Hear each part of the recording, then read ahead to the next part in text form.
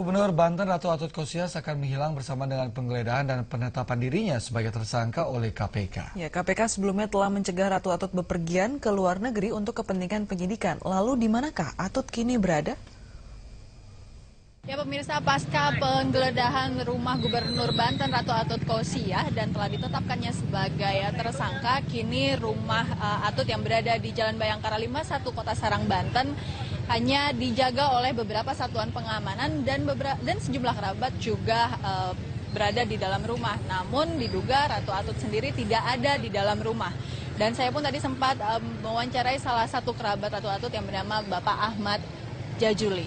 Jadi terakhir Bu Atut meninggalkan rumah itu pukul berapa, Pak? Menurut penjaga sekitar jam 8 malam untuk acara di luar rumah gitu aja. Sekarang mungkin ada informasi di mana berada Bu Atut? Saya tidak punya kewenangan untuk mengecek itu dan kami juga belum mendapatkan kabar di mana keberadaan beliau saat ini. Dan setelah dari rumah Atut yang berada di Jalan Bayangkara 51 Kota Serang ini, kami akan menelusuri keberadaan Ratu Atut yang kemungkinan berada di kantor gubernur, yakni di daerah Curug, Sukajaya, Kota Serang.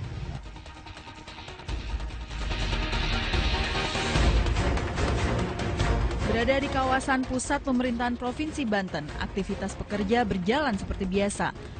Hal ini juga diungkapkan oleh Kepala Biro Hubungan Masyarakat Siti Ma'ani Nina. Namun, satu hari ditetapkan sebagai tersangka, Atut tidak datang ke kantor. Hari ini beliau masih bekerja, artinya beliau tidak ada di kantor ataupun di manapun kediaman, tapi beliau tetap melaksanakan tugas. Siti Ma'ani juga menambahkan tidak ada instruksi ataupun rapat khusus untuk menangani dan menjalani roda pemerintahan selama kasus ini berjalan. Dan kini Sang Ratu pun ditetapkan sebagai tersangka oleh KPK atas kasus yang sama dialami oleh adiknya. Dari kasus dugaan suap Lebak Banten ini pun terkuak kasus yang lain, yaitu dugaan korupsi pengadaan alat kesehatan di Provinsi Banten. Apakah KPK akan berhenti sampai di sini atau terus mengungkapkan kasus-kasus yang lainnya? Dari Serang, Banten, Ditasya dan Eko Miyadi melaporkan.